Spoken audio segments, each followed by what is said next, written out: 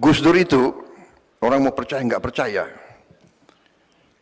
kadang-kadang punya sesuatu, bisa melihat jauh ke depan. Karena saya dekat sama beliau, waktu beliau presiden, saya sering dipanggil oleh beliau.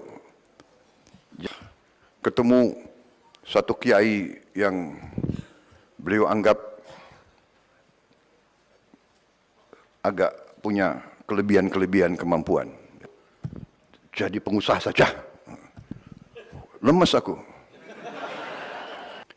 Sudah, habis itu saya kembali ketemu Gus Dur. Gus Dur kayaknya sudah tahu ya. Gimana Mas Bowo? Ya katanya suruh jadi pengusaha, Gus. Ya sudah, kamu pengusaha saja. Itu Gus Dur. Maaf. Dalam satu sisi dikenal oleh sebagian masyarakat sebagai sosok yang sangat toleran, inklusif, seorang demokrat, seorang pemikir kebangsaan yang sangat luar biasa. Di sisi lain juga sebagai seorang ulama yang memiliki karisma. Tetapi di sisi lain beliau dianggap sebagai orang yang tidak benar, dianggap sebagai perusak agama, musuh agama, dan lain-lain. Banyak orang yang mengkritiknya sebagai orang yang tidak layak untuk menjadi pemimpin. Tetapi banyak juga yang mengiranya ini adalah seorang yang dianugerahi kemampuan luar biasa. Baraya sebenarnya untuk orang-orang luar mungkin berpandangan seperti itu, tetapi kita melihat bahwa banyak sekali orang-orang dekat beliau yang bersaksi bahwa Gus Dur itu sakti, mistikus.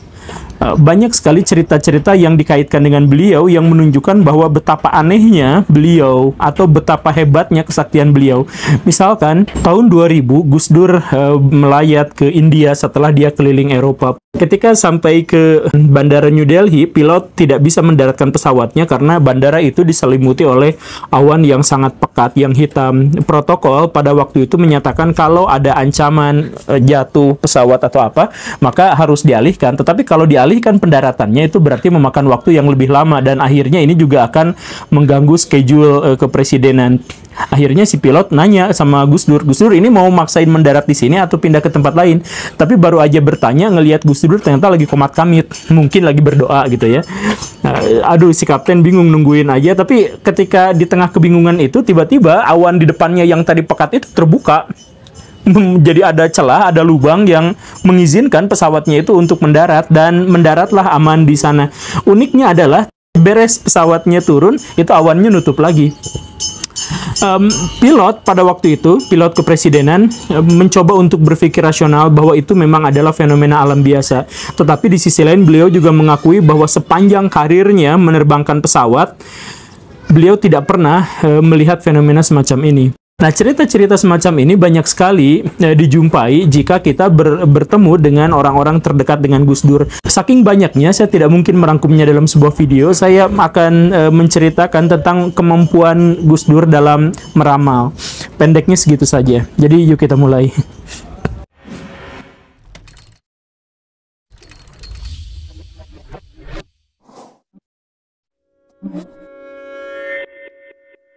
Tahun 1999 ketika Gus Dur diangkat menjadi presiden, salah satu pejabat yang dia tunjuk menjadi menteri itu adalah Sarwono Kusumaatmadja. Beliau ditunjuk oleh Gus Dur untuk menjadi menteri yang ngurusin kelautan. Itu adalah dinas baru ya, kementerian baru pada waktu itu. Sarwono menolak pada waktu itu, "Pak, maaf, saya mau studi dulu di Amerika Serikat. Saya gak mau jadi menteri, ribet." Tetapi Gus Dur bilang justru, kamu lupa ya, tahun 1986 kita pernah ngobrol dan kita pernah janjian. Suatu saat nanti saya bakal jadi presiden dan kamu akan jadi menterinya urusin kelautan. Sarwono mendadak ingat pada waktu itu bahwa ternyata sekaranglah saatnya tahun 1999 itu Gus Dur menjadi presiden dan Sarwononya yang disuruh menjadi menteri kelautan. Apakah ini kebetulan atau tidak? Nyatanya Gus Dur sering sekali melontarkan kalimat-kalimat yang seakan-akan dianggap candaan oleh orang lain, tetapi itu ternyata terbukti benar. Misal, menteri di Indonesia yang sekarang paling terkenal, yang multi talenta, Pak Luhut bin Sarpanjaitan, itu dulu juga kan pernah menjadi korban ramalan Gus Dur. Jadi waktu Habibie menjadi presiden, itu Pak Luhut itu kan diangkat menjadi dubes Singapura. Pak Luhut nggak mau pada waktu itu, tetapi sebagai perwira ya, sebagai tentara dulunya, itu kalau ada atasan memerintahkan seperti itu ya beliau tidak mau nolak walaupun isi hatinya menolak. Ketemulah sama Gus Dur, ya udah nggak usah berangkat. Loh, kenapa Gus Dur jangan nggak usah berangkat? Ini kan perintah dari presiden. Kata Gus Dur, nggak usah berangkat. Sebentar lagi Habibie akan lengser. Nanti saya yang jadi presidennya. Kamu akan ditempatkan di bidang kementerian. Kamu jangan jadi dubes. Gitu. Pak Luhutnya kan, ya gitu Gus Dur gitu. Ya ngejek gitu ya. Maksudnya apaan sih nih orang nggak jelas banget tiba-tiba ngomong kayak gitu gini. Tapi Gus Dur bilang pada waktu itu pada masa lagi bulan puasa ya, bulan Juni. Gus Dur bilang, ini saya belum batal puasanya. Jadi maksudnya dalam hal itu saya tidak berbohong. Ya kata Luhut Binsar, ya gimana kamu aja lah. Tapi dia ngomongnya cuma dalam hati aja untuk menghormati gitu ya. Sebenarnya kesel. Tapi ternyata benar, baru aja tak lama kemudian setelah Binsar Panjaitan benar-benar menjadi dubes Singapura, dia nonton televisi, loh, oh kok tiba-tiba ada perhitungan suara Habibie, Gus Dur sama Megawati, dan ujung-ujungnya Megawatinya yang jadi wakil presidennya, Gus Dur yang jadi presidennya. Lah kok jadi bener, dan dia beneran ditarik lagi kemudian dijadikan sebagai menteri. Ini ramalan atau prediksi atau celetukan tidak tahu, tetapi Gus Dur menyampaikan itu dengan nada bahwa saya lagi puasa dan dalam tanda kutip saya tidak berbohong dalam hal ini. Atau cerita Gus Dur dengan Said Agil Siroj, kan beliau itu dulu pernah nyalonin jadi ketua PBNU, tapi kata Gus Dur, kamu tuh gak bisa jadi nyalonin jadi ketua PBNU itu, kamu hanya bisa jadi ketua PBNU setelah usia kamu lewat 55 tahun. Dan ternyata itu pun benar. Jadi Pak Kiainya nyalonin diri ternyata gagal, dan setelah beliau usia 55 tahun baru terpilih. Jadi ya, sekali lagi kita bisa saja buka kemungkinan bahwa Gus Dur itu memang jenius, bisa memprediksi sesuatu. Tapi untuk kebanyakan orang, bisa aja ini adalah salah satu bukti bahwa Gus Dur itu memiliki karomah para wali. Ahok pernah diramalkan oleh Gus Dur akan menjadi gubernur. Padahal kalau itu Ahok sendiri ketawa-ketawa, ya mana bisa, saya tuh Cina Pak, sipit-sipit gini. Siapa yang mau ngangkat saya jadi gubernur? Jadi beneran gubernur gitu ya. Ternyata benar. Atau Pak Jokowi sendiri gitu kan, Gus Dur dulu pernah. Jadi Pak Jokowi baru 6 bulan masa jabatan di Solo, ketemu sama Gus Dur bilang, ya Gus Dur ngobrol sama ulama yang lain. Si ulama lain itu minta Gus Dur, kayaknya kamu cocok jadi presiden lagi. Gus Dur bilang, ya enggak lah, nanti mah ya siapa aja, termasuk Pak Jokowi ini, nanti beres jabatan Solo kalau bagus dia bakal jadi presiden gitu. Ya ternyata beneran jadi presiden. Dan kemudian bukan hanya soal meramalnya yang itu, yang dimunculkan dari celetukan-celetukan yang nggak disadari oleh orang lain. Ada juga salah satu kebiasaan Gus Dur yang menjadi trademarknya, menjadi ciri khasnya, yaitu tidur dimanapun. Dia itu bahasa Sundanya tuh pelor gitu. Nempel bantal langsung molor. Dimanapun beliau itu mudah sekali untuk tidur. Bahkan yang paling sering dialami oleh menteri-menterinya itu setiap rapat kabinet, Gus Dur itu cuma membuka, ngomong kesana kesini sedikit, kemudian nyerahkan pada wakilnya Ibu Megawati pada waktu itu, kemudian beliaunya pamit tidur di situ.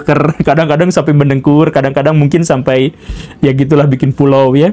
Tapi setiap kali selesai rapatnya itu Gus Dur bangun, bikin resume, dan resumenya itu akurat sekali dengan apa yang dibicarakan kesana kesini oleh para menterinya itu. Jadi menterinya bisa berdebat habis-habisan berjam-jam, Gus Durnya tidur, bangun tidur, Gus Durnya sudah bisa mereview semuanya.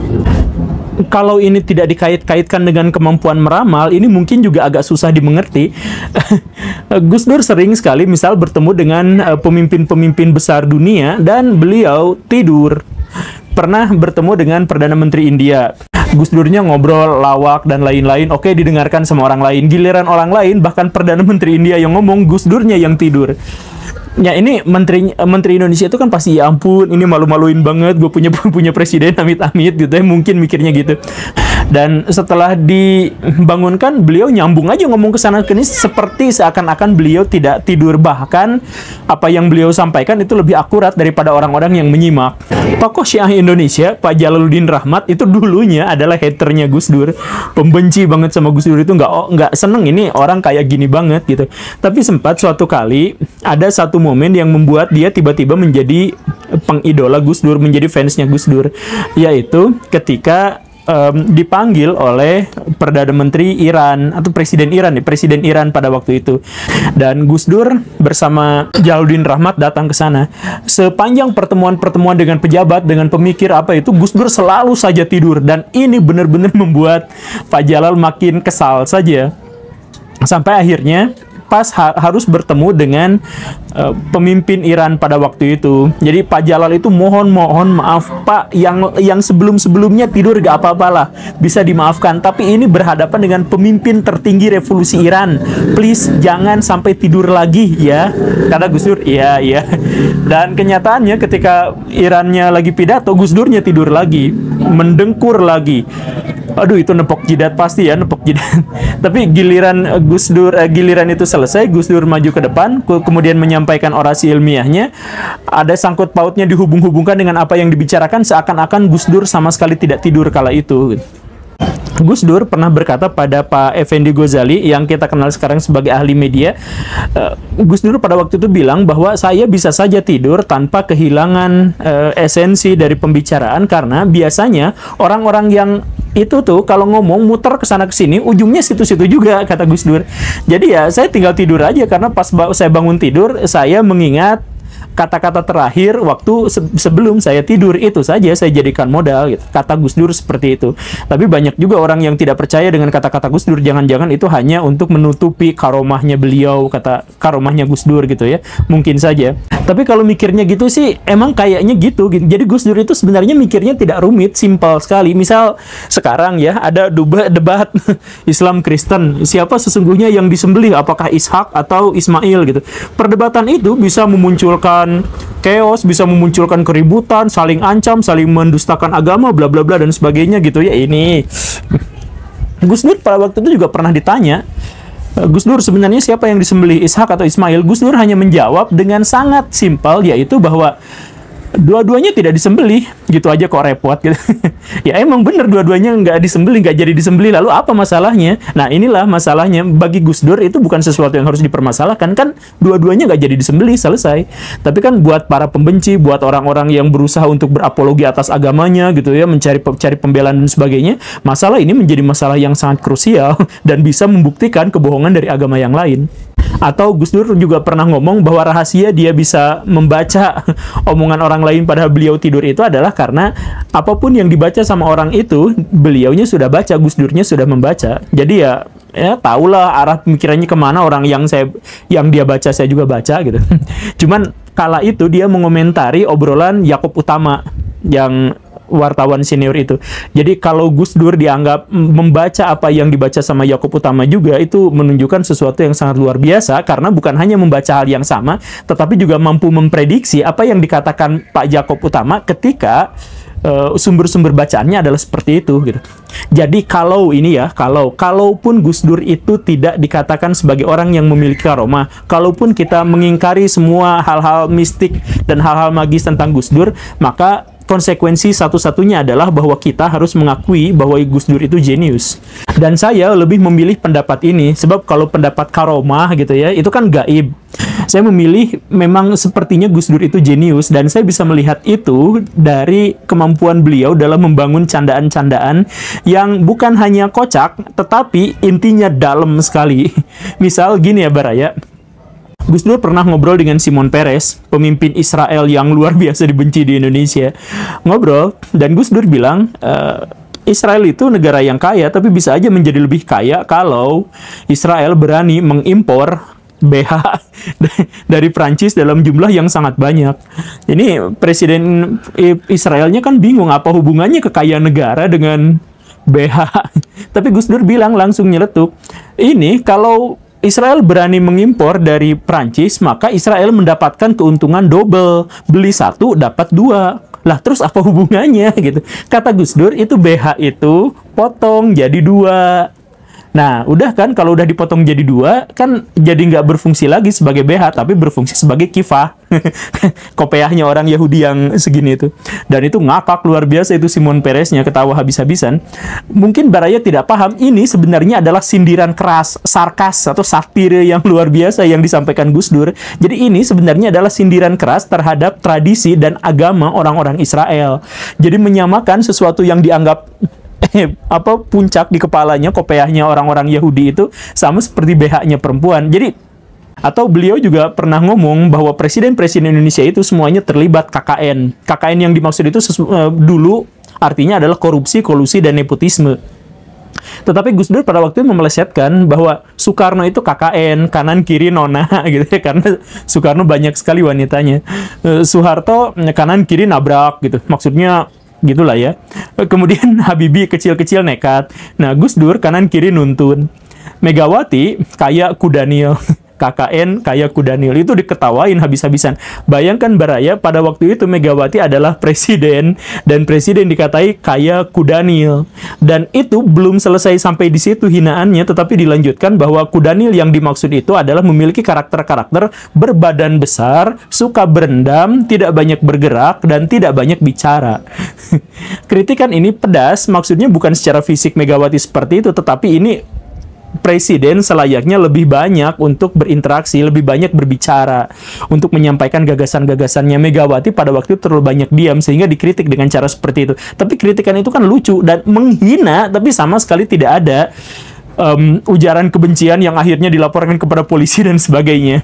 Sejujurnya Baraya, masa-masa seperti itu adalah masa-masa yang sangat saya rindukan, bahwa orang-orang di zaman dulu itu tidak terlalu terikat pada sentimen-sentimen yang diakibatkan oleh media sosial, tidak banyak saling menghujat dan tidak banyak saling mengejek. Toh kalaupun ada hujatan dan ejekan, tidak berimplikasi pada bui, tidak berimplikasi pada intimidasi dan lain sebagainya. Semua berjalan lancar, normal-normal aja. Ya tentu saja masih banyak cerita-cerita yang harus dikritik di masa lalu, tetapi setidaknya di masa lalu itu, ketika kita sedang musuhan, ketika kita sedang stres menghadapi orang lain gitu, khususnya kalangan agamawan, kalangan pemimpin, itu bisa meredakan, bisa menyejukkan hati masyarakatnya. Dia sudah tidak lagi memiliki penghargaan yang memadai bahkan di antara para muhibinnya sendiri. Tetapi apapun itu, toh beliau kemarin tetap mengeluarkan maklumat Ramadan tahun 1446 Hijriah. Dan maklumat itu ingin saya rangkum, mohon Baraya simak baik-baik. Maklumat itu didasarkan pada 8 poin menurut beliau. Yang pertama adalah karena di Indonesia ada kelompok monyet, gerombolan monyet yang suka menghina habaib. Siapa itu? Bahwa selama 3 tahun terakhir ini di NKRI ada gerombolan monyet yang terus-menerus menghina dan memfitnah habaib dari kalangan Ba'alawi. Kemudian yang kedua, gerombolan monyet adalah semua begal nasab yang menolak nasab Ba'alawi. Oh itu, jangan-jangan. Kemudian yang ketiga, gerombolan monyet mempersekusi, mengusir, membantai Ba'alawi, merusak makam Ba'alawi dengan gerakan fasis dan rasis. Saya tidak merasa ada dari habaib yang dibantai, tapi ini ada gerombolan monyet yang ngebantai. Dan kemudian yang keempat, gerombolan monyet itu menantang para habaib dalam keberadaannya dalam sejarah. Jadi dalam sejarah seharusnya tidak ada gitu ya. Kemudian gerombolan monyet itu bikin organisasi yang memecah belah dan menghancurkan habaib. Kemudian gerombolan monyet itu sudah dilaporkan tapi tidak ditanggapi polisi, karena polisi di briefing untuk tidak membahas atau tidak menindaklanjuti laporan-laporan dari habaib. Dan kemudian nomor 7, gerombolan monyet itu tidak tersentuh hukum dan mereka bahkan berani menghina orang-orang Ba'alawi. Kemudian yang ke-8, gerombolan monyet-monyet itu menciptakan kegaduhan dan mengadu domba. Dan karena itu, kata Pak Habib Rizik, dengan ini saya menyerukan kepada Robitoh Alawiyah dan Al-Khairat untuk mengambil tindakan hukum pada gerombolan monyet. Ya, gerombolan monyet itu nggak bisa didelik pidanakan gitu, dituntut monyet ya. Di Indonesia sejauh ini yang saya ketahui tidak ya. Tapi kenapa Pak Habib malah menyuruh lembaga-lembaga yang besar termasuk Robitoh Alawiyah untuk melakukan tindakan hukum, saya nggak tahu. Kemudian kepada seluruh habaib di seluruh Indonesia yang duduk di eksekutif, yudikatif, dan legislatif. Nah, untuk segera melawan gerombolan monyet itu. Oke. Kemudian menyerukan, nah ini harus digarisbawahi, menyerukan kepada Pak Prabowo Subianto untuk segera melakukan operasi pembersihan kepada gerombolan monyet itu. Jangan Pak, monyet di Indonesia itu sebagian dilindungi kok malah dibersihkan, gimana ini ya? Kemudian kepada seluruh laskar Indonesia harus ganyang gerombolan Neo PKI. Oh, gerombolan monyet itu Neo PKI. Saya tidak tahu apakah monyet punya ideologi tertentu. Ternyata ada ya di sini ya. Mungkin ada dalilnya. Kemudian yang kelima, ke seluruh umat muslim di seluruh Indonesia, bersatulah menjaga NKRI Pancasila dari gerombolan Neo PKI. Nah, kemudian di akhir dari maklumat yang lumayan bombastis itu, Pak Habib Rizik meminta kepada seluruh rakyat, kepada seluruh pengikutnya untuk siap perang. Jadi beliau mengatakan, saya di sini, saya ditunggu, mau diculik, mau dibantai, ayo saya tungguin, umat Islam akan bergerak membela di bawah tekanannya dan sebagainya dan sebagainya. Ya, tapi di luar itu semua, saya justru malah menggarisbawahi hal yang saya katakan di awal, bahwa Pak Habib Rizik nampaknya sudah tidak lagi memiliki kekuatan, tidak memiliki power yang memadai untuk bisa menggerakkan massa. Hal itu terlihat dari apa? Dari pernyataan Pak Habib Rizik sendiri yang pertama mengatakan bahwa ketika beliau menyampaikan laporan kepada polisi, polisi ada briefing untuk mengabaikan laporannya. Ini artinya apa?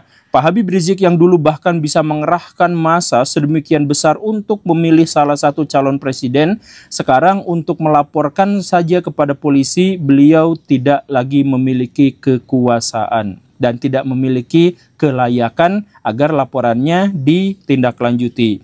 Kemudian yang kedua yang menegaskan bahwa Pak Habib Rizik tidak lagi memiliki kekuatan itu terlihat dari kolom komentar. Jadi Pak Habib Rizik itu mengeluarkan sebuah maklumat Ramadan dan kemudian dipublikasikan di sebuah stasiun televisi YouTube yang namanya adalah Islamic Brotherhood Television. Nah, di situ itu yang penontonnya tidak terlalu banyak, tidak seperti dulu-dulunya, dan kalaupun ada, kolom komentarnya justru dipenuhi oleh hujatan dan makian dan justru pembelaan terhadap lawan-lawan dari Pak Habib Rizik.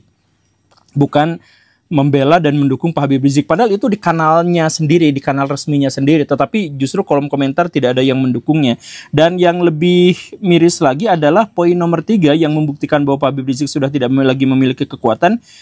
Di videonya itu, Baraya silahkan cek ya, di Brotherhood Television itu, di menit ke-10, detik ke-45, ketika Pak Habib Rizik berteriak-teriak, sudah ngos-ngosan, sudah keringetan, dan sebagainya, di situ jamaahnya disuruh takbir, malah takbirnya tuh loyo gitu.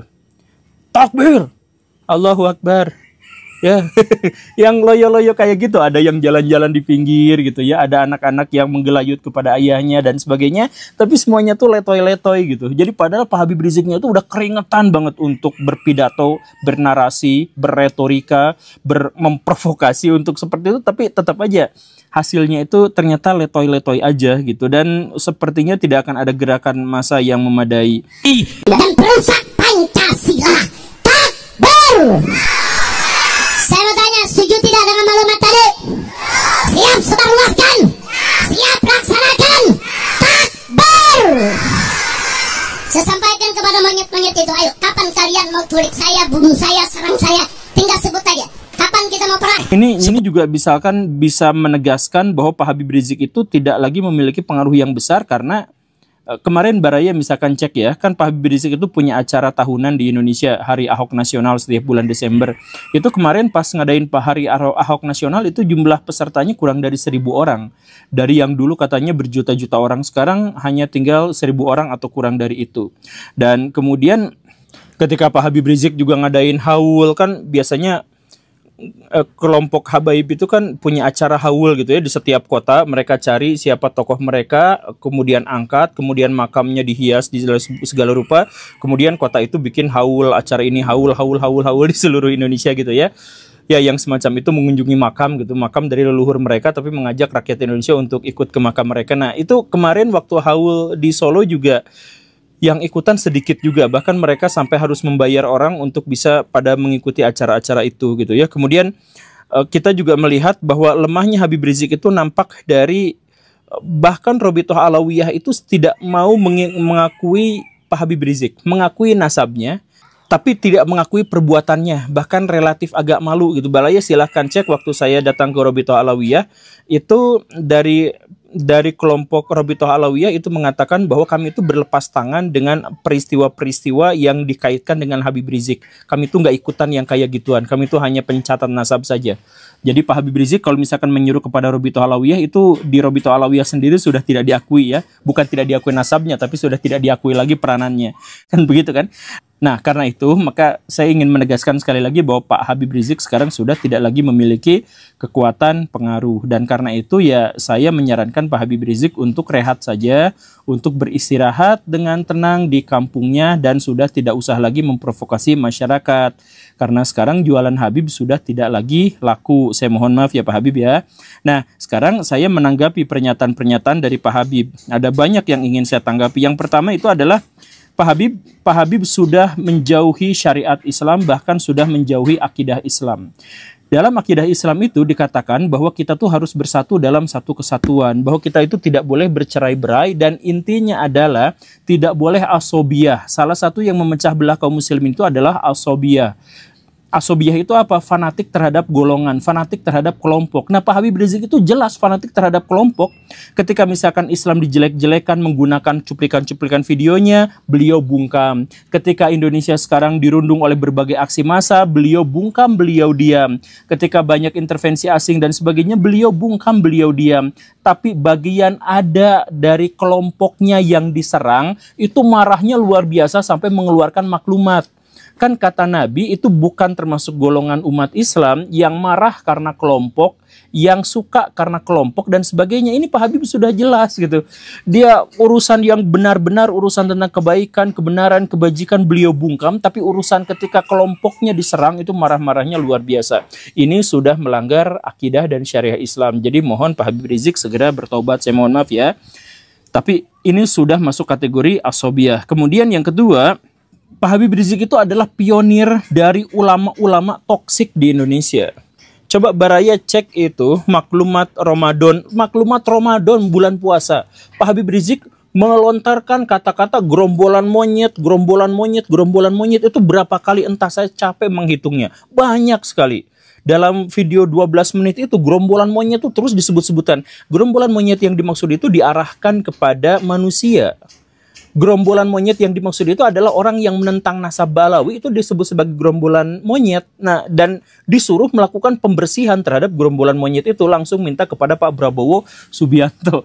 Ini udah keterlaluan, asli ini sudah sangat keterlaluan Baraya. Tapi intinya adalah ini Pak Habib Rizik itu coba taubat, coba sadar diri bahwa sebelum Pak Habib Rizik kita kenal nggak ada ulama yang kata-katanya toksik.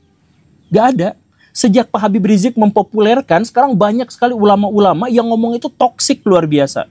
Di zaman dulu tuh ada orang yang mengkritik keras pemerintah, ada. Orang yang misalkan berbicara dengan sangat tegas itu ada. Bahkan Gus Dur itu berhadapan dengan Pak Harto langsung gitu. Tapi kan ngomongnya nggak pernah toksik gitu. Sedangkan Pak Habib Rizik toksik sekali kata-katanya. Sehingga apa? Ini kan mempermalukan orang-orang Islam, mempermalukan ulama-ulama yang seharusnya santun, baik, tutur katanya lembut, bahkan melakukan kritik pun dengan cara yang sangat bijak. Tapi ini hapus semua. Sejak saat Pak Habib Rizik mempeloporinya, kalangan ulama itu banyak yang melakukan kata-kata yang racun, kata-kata yang toksik. Salah satu murid yang paling terkenal, Habib Bahar. Pak Habib Bahar sama Pak Habib Rizik kalau ngomong itu tekanan-tekanan dan suaranya itu mirip sama gitu, karena itu guru dan murid gitu. Itu toksik semua. Ya ampun, kenapa ada ulama yang seperti itu dan kenapa disebutkan sebagai ulama? Tobatlah gitu ya Pak Habib Rizik. Kemudian yang ketiga, Pak Habib Rizik itu selalu bikin framing-framing gitu. Jadi musuh Ba'alawi gerombolan monyet. Gerombolan monyet sama dengan Neo PKI. Sedangkan kelompoknya sendiri, kami umat Islam. Padahal nggak semua umat Islam barisannya, tapi dia tuh selalu menekankan kami umat Islam, kami mencintai NKRI, kami membela bangsa ini. Sedangkan lawannya adalah Neo PKI, lawannya adalah begal nasab dan sebagainya. Ini berbahaya Baraya, karena bagi orang-orang yang awam, yang tidak pernah baca buku, yang tidak kenal dengan literasi, mereka itu kan terjebak pada simbol-simbol kata. Jadi mereka pasti akan langsung mengikuti, oh saya ngikuti Habib Rizik karena Habib Rizik itu adalah umat Islam. Sedangkan di luar itu adalah PKI. Itu kan pasti seperti itu dan itu berbahaya Baraya.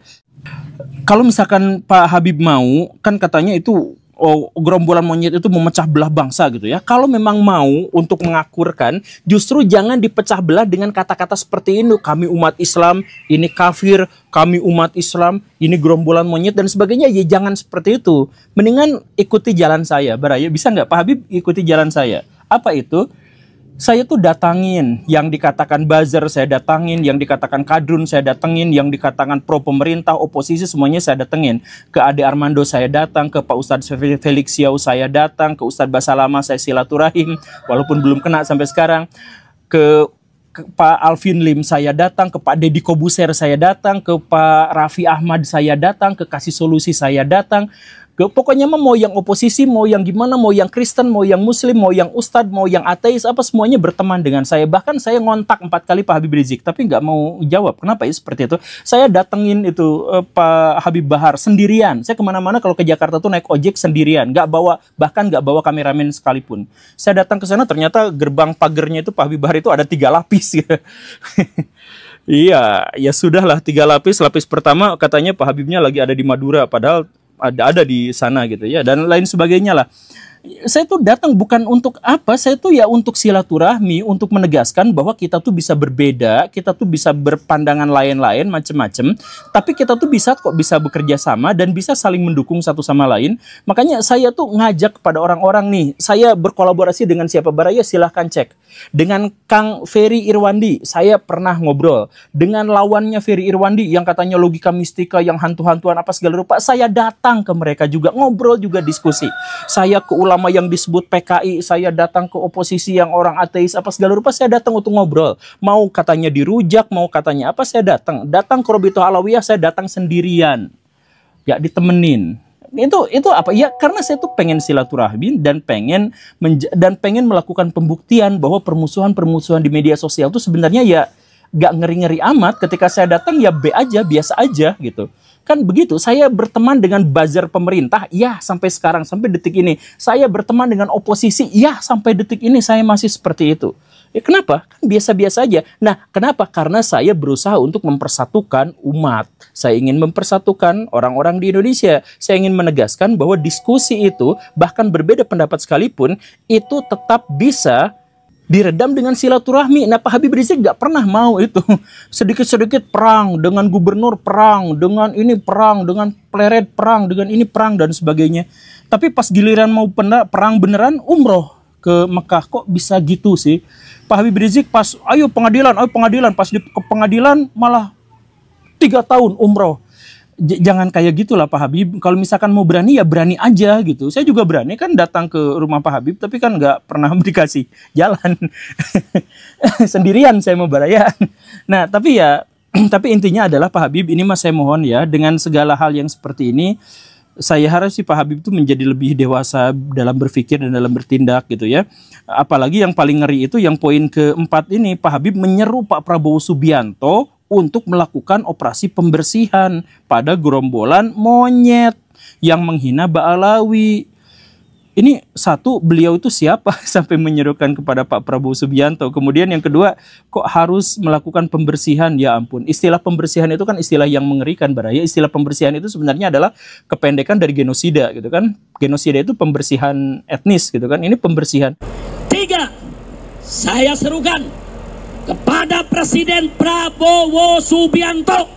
Ini saya pikir sih ini sudah masuk delik pidana provokasi untuk melakukan atau ajakan untuk berperang dan perang sipil gitu ya. Karena apa? Bukan karena Indonesia diancam, bukan gara-gara keadilan di sini dihancurkan, tapi gara-gara kelompoknya sendiri dihina. Jadi ini sudah, ya sudahlah. Dan poin kelima, Pak Habib Rizik, ini tanggapan saya kepada Bapak, mohon maaf sekali. Tapi tolong introspeksi sedikit dan biasakan untuk melakukan introspeksi. Kalau misalkan salah ya salah, kalau ngaku kalah ya kalah, ya ngaku biasa aja seperti itu. Karena ya namanya juga bagian dari kehidupan gitu. Nah ini kan nggak mau introspeksi. Jadi ketika misalkan Pak Pleret yang dikatai monyet itu, kenapa bisa seperti itu? Kan ceritanya tuh gini. Kelompok-kelompok habaib di Indonesia itu suka bikin cerita untuk mengglorifikasi kelompoknya. Misalkan Mbah Priuk itu orang biasa. Cuman anak buah kapal biasa. Cuman hanya gara-gara beliau Habib, makamnya langsung disias sedemikian rupa, lalu dinarasikan penyebar ajaran agama Islam di Betawi. Padahal orang Betawi sudah berislam sebelum beliau datang.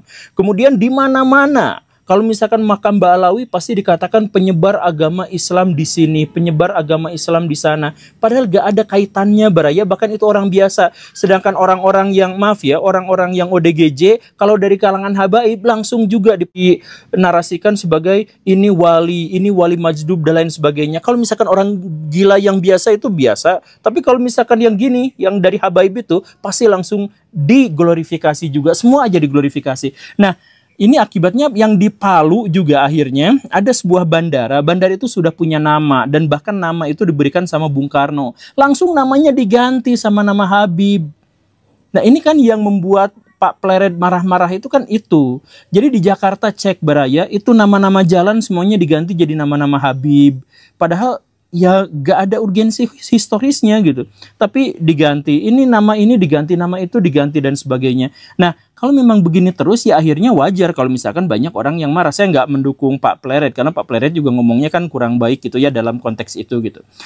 Ya tapi tindakannya di reaksinya nggak harus sampai selebay ini Baraya. Saya ingin menekankan kepada Pak Habib Rizik, Pak Habib tolong ya. Berkat Pak Habib banyak ulama yang sekarang ngomongnya kasar. Berkat Pak Habib itu NU ormas terbesar se-Indonesia itu pecah belah.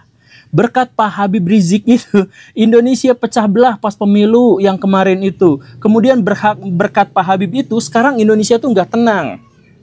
Indonesia itu sempat tenang waktu Pak Habib Rizik itu umroh 3 tahun ke Mekah. Pas balik lagi rusuh lagi. Ini jadi Pak Habib ini sebenarnya adalah biang kerusuhan. Jadi tolong introspeksi diri, mendingan tenangkan hati, tenangkan kemudian bertobat dan setelah itu apa? Setelah itu pikirkan jangan-jangan mubahalah dengan Gus Dur itu nyata, mubahalah dengan Ahok itu nyata. Kan pada waktu itu sudah ada mubahalah kan? Nah, Gus Dur dalam situasi baik-baik saja meninggalnya, sedangkan Pak Ahok juga ya sampai sejauh ini baik-baik saja, bahkan dukungannya menjadi semakin besar. Nah, Pak Habib Rizik semakin kesini semakin tenggelam, bahkan pesantrennya yang pakai tanah dari rakyat itu juga kan sekarang mau digusur. Dengan begitu banyaknya tanda-tanda seharusnya itu dipahami sebagai teguran dari Allah Subhanahu wa taala agar Pak Habib Rizik itu bertaubat. Tapi daripada bertobat kok malah terus-terusan memprovokasi orang untuk berperang. Kalau ini ada laporannya ini sudah pasti langsung delik pidana. Cuman kayaknya orang juga udah nggak peduli lagi dengan pernyataan ini. Ya sudah diabaikan saja, sudah panas. Terima kasih karena sudah menyimak. Saya Guru Gembul. Assalamualaikum warahmatullahi wabarakatuh.